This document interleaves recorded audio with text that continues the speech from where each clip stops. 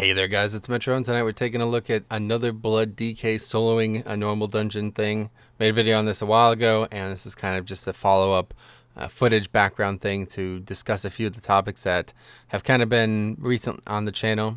A few of, on the different types of videos. One main thing, obviously, that we're talking about in all of them is, of course, Blood DK survivability. So in this dungeon, you're going to see me do a lot of things that I did in the last video, but yeah, I've gotten a little bit more gear since then. I think I've gotten about 5 item levels. I feel like it goes a long way. I don't have to wait on every pull like I did in the previous dungeon, which was Eye of Azhara. The bosses are a little bit easier in this one too, the 2 that I do at least. Well, I don't know. It's hard to say that they're any easier or harder because as long as I can kill them, I consider them easy. But the third boss is the sticking point for me. I could probably eventually kill it, but anyway, we'll talk about that when we actually get there. So a few things that we're going to discuss today, okay, is kind of like the difference between, defensives, absorbs in general, and then self-healing. Seems like a lot of people are still really confused on this topic.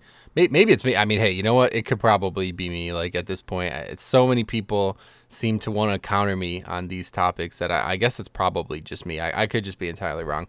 But the reason I'm making this video is to kind of show you, illustrate, of course, if you will, what I'm actually talking about. And that, of course, being that heals are superior than absorbs in many situations. Situations I'm talking about in actual progression would include situations where perhaps the healers can't focus on the tanks much at all.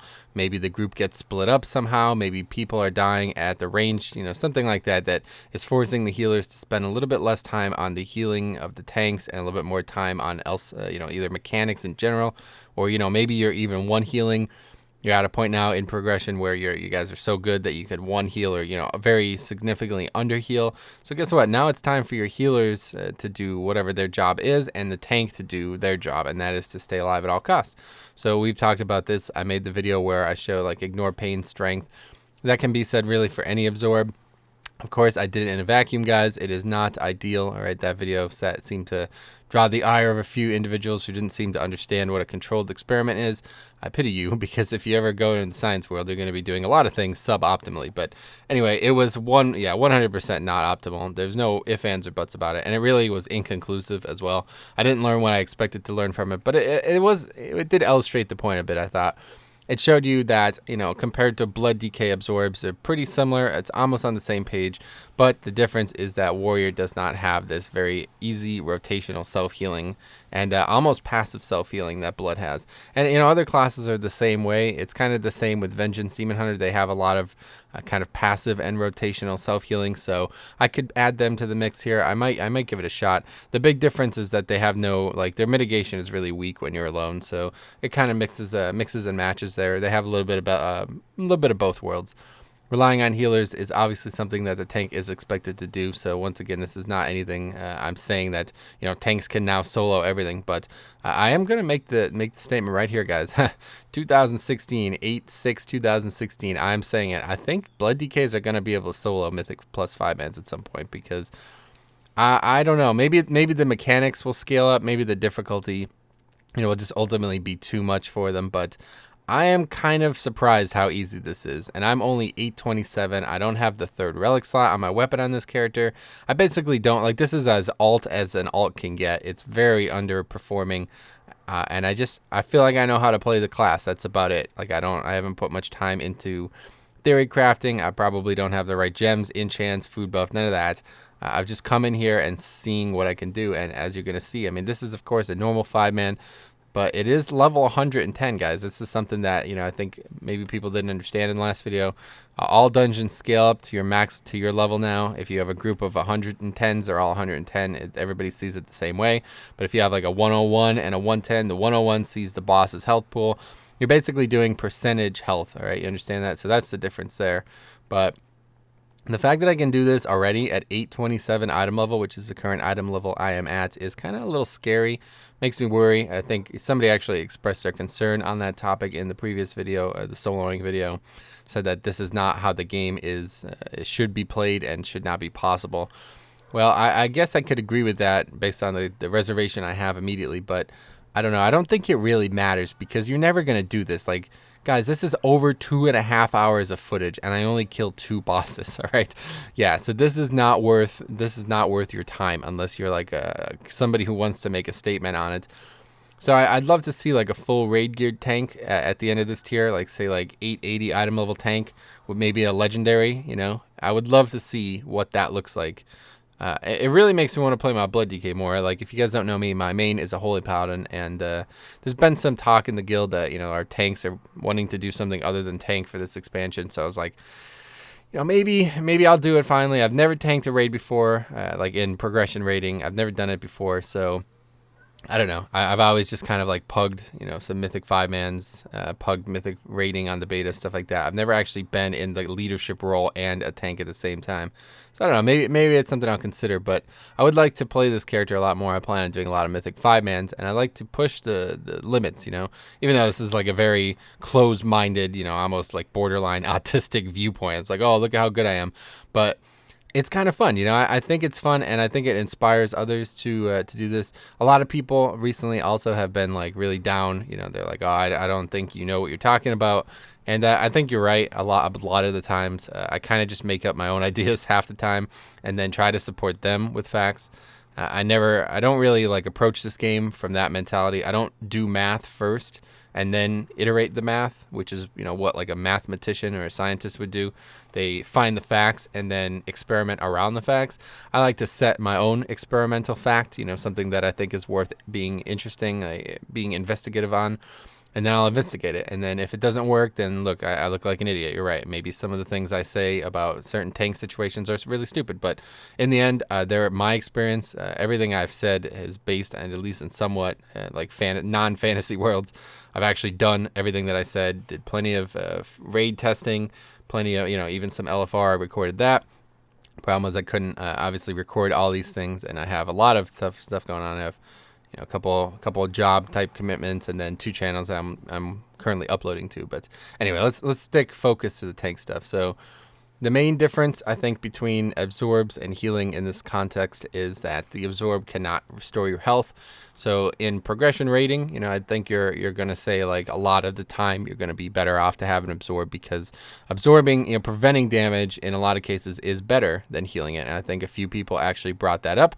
They said about disciplined priests. Now, I think that's the other way to look at it, right? Because healing is definitely that way. You never, you know, absorbing is always better when you're actually intending to heal. But when you're the tank and you're proactive about it, yeah, look at that. So this pack is actually really difficult. I struggle with this. That like giant rock dude was a real pain, so I ended up skipping him. But anyway, yeah, when you're intending to heal, like when your role is to heal somebody, it's better to reduce the damage, right? Because it's got, first of all, a higher skill ceiling. You can prevent the damage, so nobody actually has to heal at all. And then you also like come first on all the HPS charts, right? Which is really, I don't think a lot of people understand that. They're like, oh, look how good absorbs are. It's like, yeah, well, they're basically cheating a little bit there, because they're not actually healing anything, you know what I mean? But they're still above everyone who is actually healing on the HPS charts. If you take those absorbs away, then actual healers would do more healing, you know? So they're kind of like just gimping everyone else. But anyway, that's neither here nor there. But so for tanking, right, it's the same thing. And other people brought this up too. If you're one of the people you're being focused on this topic, somebody said that, you know, the fact that I'm doing this is causing the healer to have a false sense of security. And then when it gets really spiky, like you saw there, like all my CDs are off, I have no CDs, and I'm dying, like getting crushed by that mob, right? That's the time when the healer was just in the false sense of security, and now he thinks I don't actually need healing. So now I'm just going to stand there for some reason. I forgot to edit that out. But anyway, yeah, so now he thinks I don't need healing for a little bit, which obviously is not true, right? You always need to be focused. But like the way I look at it, the counter to that is that while that's correct, you know, you're right about that. It is spiky, and I think others brought that up too, that blood, from looking at both videos, even though the Prot Warrior took slightly more damage, he wouldn't have if I used CDs properly, like if I actually use regular CDs. And since I use all my CDs on blood, that basically just proves that blood takes more damage, even at a higher item level. So yeah, I could agree with that. I think you're right about that. I think the need for healing is definitely higher on blood. That's just how it is. Like, that's how the spec is balanced. But if you actually play, like, and then that's the other thing. Like, another good point that was brought up was that, like, I'm looking at this like I'm the only player in the dungeon. And, you know, for this video, I am. So it's important to think that way. But for actual Mythic Plus progression and then raid progression, you're not the only person in the dungeon, in the raid. You're not. You have to actually coexist with other players. So kind of like forcing the healer into this like reduced role just because I'm like a little selfish, I guess is really the way to look at it, is actually not good. I don't think it's healthy. It's definitely not good for people who are playing together. But, you know, the guy's main point was that when you have a good cohesion between yourself and a healer, you can basically do anything. A good healer can keep a tank up through anything, and a good tank can make the healer's job easier. So what I'm doing is actually making, like, pug healers, especially healers who do not communicate with me, it's making their job harder from his perspective. But from my perspective, what I'm doing here is allowing... It's kind of like in League, you know what I mean? I'm allowing somebody to carry because I'm carrying. Me, like... sounds stupid as hell, but from me, my perspective, me playing as hard as I can, like pushing 110% out of this class, making it so I can basically solo heal myself to full, never need a healer like I did in that dungeon, allows the healer to play better.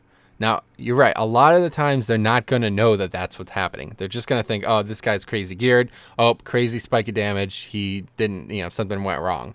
Where in reality, it's just like, you know, a gap in the playstyle or a mistake on my end. They don't actually see what's actually happening. So that is very true in situations where you're not communicating. And that's, of course, why I've always favored, like, intense communication is required in all things, guys. Running a business, you know, playing a video game, just playing a sport, going outside, anything. You know, you got to communicate with other humans sometimes. So when you don't, like, when you just kind of try to be like, I'm the only one, the alpha mindset, like, everybody else is below me, I need to carry, otherwise we can't succeed. Yeah, it's not good. You guys are totally right about that. It's definitely an approach that I didn't even realize I was taking until somebody brought up. I was super happy that they did bring it up because it's actually a really interesting thing to mull over as a player and as a human, you know. But of course, I think this actually does help the group out. It's just people don't realize it, and it is really arrogant and pig-headed to say that, like, they're too inferior to me that they don't realize how much I'm helping them. You know, it sounds really stupid, childish even, considering I'm not like God's gift to World of Warcraft. I can't play like 60 hours a week, you know. But I think this is what you need to embrace, guys. You need to have a little bit of both. It's got to be a little yin and yang. And sometimes you got to just stand still and not edit stuff out like that. You see, that's how you make pro videos. But yeah, anyway. So sometimes you need a little yin and yang. You need to carry, you need to ebb and flow. Sometimes the healer's got to step up. You know, if you're dying, it's got to be like, oh, guys, I need CDs, I need externals, etc. Other times, it's like, all right, I got this. Now, especially in the Legion healing model, guys, this is what I was trying to say earlier. When the healer doesn't have to heal the tank, guess what he can do? He can do a lot of damage now, all right? So you're going to see this, and I think some people still don't believe me. In fact, I still get people commenting all the time like this is a bad thing, or this is... like their main rebuttal is that, well, actually it's going to ruin the game because it's going to mean that like healers are going to get kicked because they're not doing good damage, or healers are going to let players die because they're doing too much damage. And I already see threads popping up like on MMO Champion and other sites that people are like, oh, I got kicked, especially, it seems to be in Time Walking. But anyway, I got kicked because I did damage and they said I should only heal. So yeah, this is the mentality that a lot of players have, guys. I hate to break it to you, all right? And I know somebody is going to get triggered by this, but a lot of people in this game are really casually minded. And me too. I mean, I am definitely in that. I am not like the super hardcore mindset, all right? I'm not. But when it comes time to like isolation of topics, you know, this topic I take very seriously. And here you'll see me making a mistake or two. This fight is actually really easy, but you really have to pay attention. I wipe a lot here to this boss. I wiped like 3 times this boss because I simply wasn't paying attention. It takes like 10 minutes to kill this boss, so I kind of just wander off. It's like, oh, I'll look over at my second. Oh my god, I'm dead. You know what I mean? Or, oh, somebody whispered me. Let me type. Oh no, I'm dead. You know. So yeah, you got to pay attention to solo stuff, but. Anyway, yeah, back to the main topic. Allowing the healer the affordability to do its job and being able to do damage is a really great affordability to be granted. And I don't think a lot of people understand that. I think, like I said, people still really look at this as like some backwards rationality that is counterintuitive to healing in general.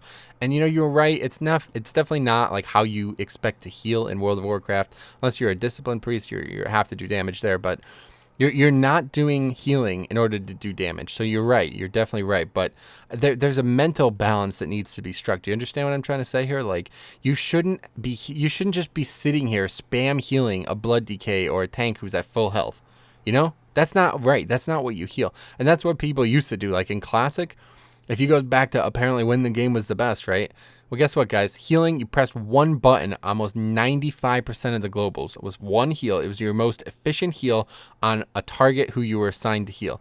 Many times, as a paladin healer, I was just spamming rank 7 flash of light or 6 or 8, depending on my gear. But, a lower rank flash of light on one tank over and over for the entire 5-10 minute battle, guys. For the entire game. And guess what? That is so obsolete now. It's unreal. If I did that, if I just sat there and spammed a heal on a tank over and over and over and over and over again, my HPS would be shit. You have to make decisions now. You can't just say like, all right, I'll let the raid leader coordinate who I'm going to heal. He knows best. And I could maximize my throughput by just healing that guy every global because he's always taking damage. Well, guess what? There are more decisions to be made. There are more instant casts. There's more mobility to consider. And now there is more damage to consider. And I'm telling you right now, I've been doing HFC now, full clears every week to help people get geared out. Mythic HFC, 13 of 13 clears. And I am never having more fun than when I'm doing some damage, especially on the pull.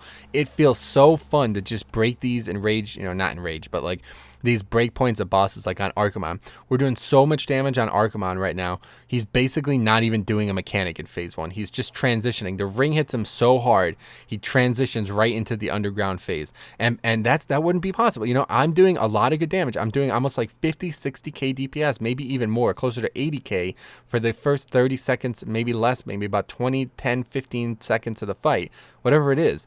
But it's really engaging. It makes me feel like I'm playing World of Warcraft, not just healing. And I think that's important for a lot of people. I really don't think everyone understands that. I think a lot of people say, all right, like I see it even in my guild, you know what I mean? I'm like, guys, we can do damage. Like even before the nerfs and all that stuff, we were wiping on Archimon, we were progressing on it. And it was like, guys, if we do some damage here, it can make a difference. And a good buddy of mine's like, dude, the amount of damage I can do is so negligible that it's not even worth the effort. But that's not the right mindset, That's not the competitive mindset. There's nothing to heal in the first 10, 15 seconds of a fight. It's literally zero. The tank takes like 1 tick of damage and any hot is going to heal him up, and he's got all the CDs up. So it's like he's got armor pot. It's just there's nothing to heal. So what is the point of not doing damage? You see what I'm trying to say? And it's even more so in 5-mans, right? Because the amount of times you can use armor pots, your CDs are cycling so well. You pretty much have everything up for every boss. You're going to wait sometimes. You're going to sit there and wait a few seconds. So why the hell wouldn't you damage? I mean, it's so obvious to me, but some people just don't seem to get it, and I don't really know how to convince them. What do you guys think? What's the best way?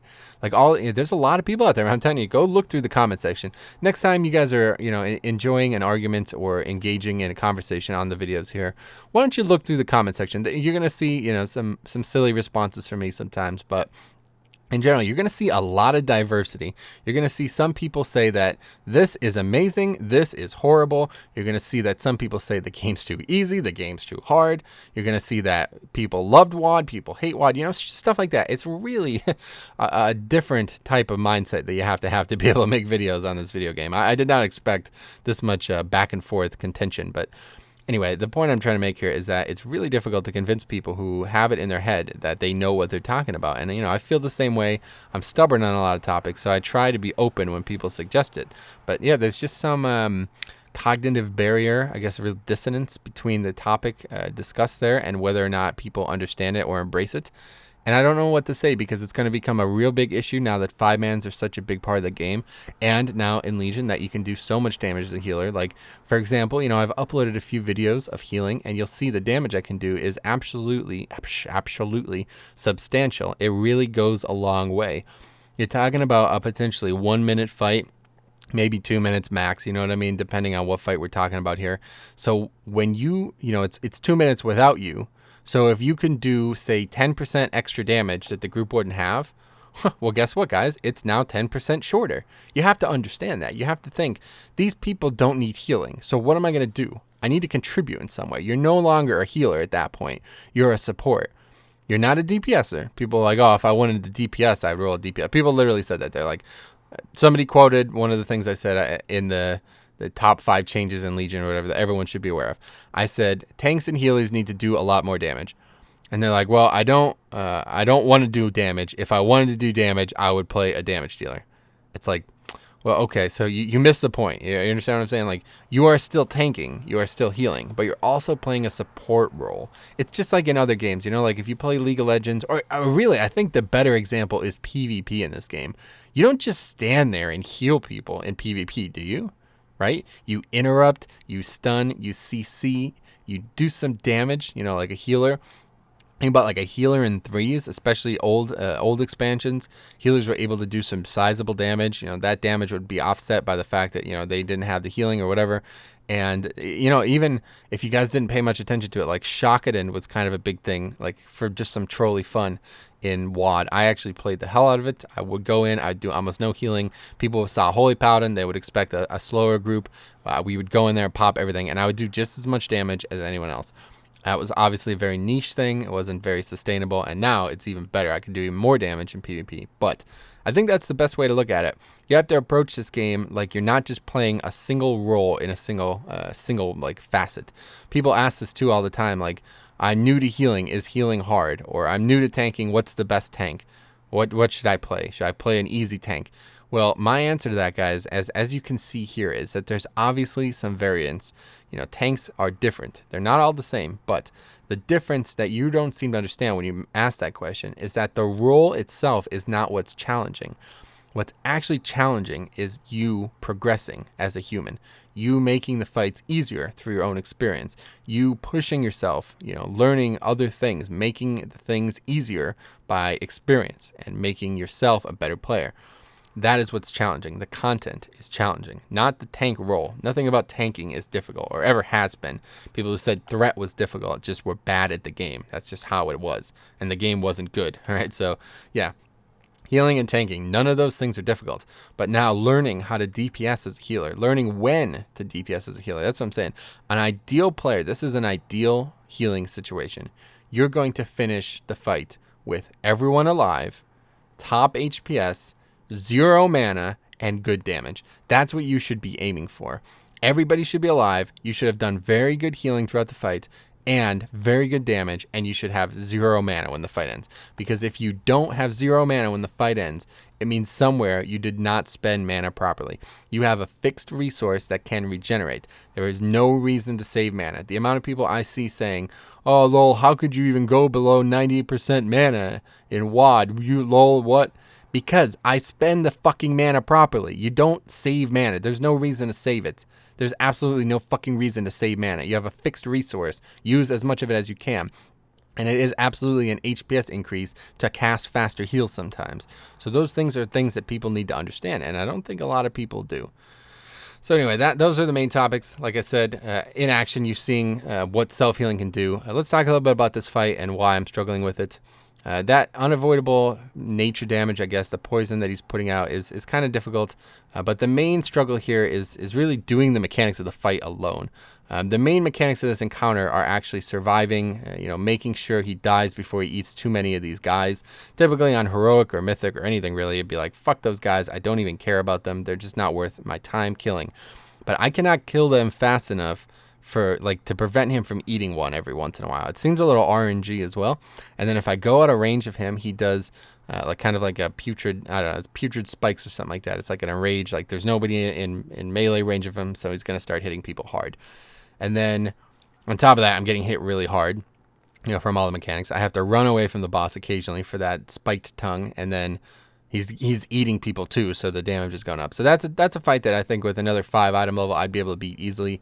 But I spent almost 3 hours on this, and that's all the time I have. So time to go on to something else. Now I'm going to show you the main problem right now with soloing, since this is a very, like I said in the earlier parts of the video, this is a fixed conundrum, all right, an experiment that has many fixed variables that cannot be edited. And there are many variables that can be edited as well. And one of them, of course, is gear. But one of them that cannot be edited is boss time. All right, something that I am struggling a lot with when I try to solo things is killing things quick enough. If it was fast, if it was like a regular fight, If it was basically, if we just had 4 damage dealers and myself, I would never struggle. You know, if the damage was equatable to what you're supposed to have in a 5-man, but you just had no healer and you still had to rely on just yourself healing, you would be able to do anything in the game, as probably any tank. You know, gear, once again, is a dependent variable, but for the gear I have right now, pound for pound, right, eye level for eye level, damage from DK is really low. And even with CDs up, it still takes very, very, very long to kill these bosses. So the main problem I have with soloing these things is that I cannot actually survive this long. Even though CDs start coming back up, the main issue is I cannot kill the boss fast enough. So that third boss, that's actually another issue I have with that one. I cannot kill him. If I was able to kill him faster, the ads wouldn't matter. Or if I was able to kill the ads faster, he wouldn't ever eat them. Or if I was able to just, you know, kill both like somewhat regularly, then it would be a lot more controlled. But right now I can't kill the ads fast enough to guarantee he won't eat them, and I can't kill the boss fast enough to ignore the ads. So as long as he's eating an ad every once in a while, I cannot kill the fight. It's not possible. He's gonna ramp up. He was already at like 100% extra damage, and that's just too much. So that's the big issue here, and you're gonna see this right now. I'm going to show you guys a great example of this, okay? This is the point of the topic, right? You are going to see me have absolutely no problem killing this thing, except for the fact that I take too long to kill him. So if, you know, people are talking about, oh, well, this is, you know, it's in the wrong light. You're looking at Blood, Death, Night, like non-objectively. You're looking at them from a situation that's never going to arise in raids or anything like that. What I'm talking about is a situation where you have to finish mobs. You have to recover from a healer dying. You cannot receive heals. A healer has to make a judgment on not healing you for some reason like that, all right? That is the situation I'm discussing. It's, of course, not soloing 5-man normals, whatever, but this illustrates it, okay? As you see, I have absolutely no problem for the first 37% of his health, whatever it is there. I could survive for another 50% as well.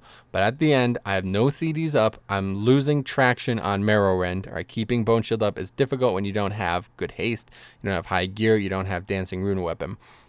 When you don't have those things, you are going to struggle to keep your active mitigation up. Well, your absorb, it's not even active mitigation, but your main mitigation up. And that's it. That's it. If I don't have something to compensate for that, you know, if I don't use a health pot properly or some other auxiliary heals properly, I just do no damage. You see how little damage this mob is taking right now?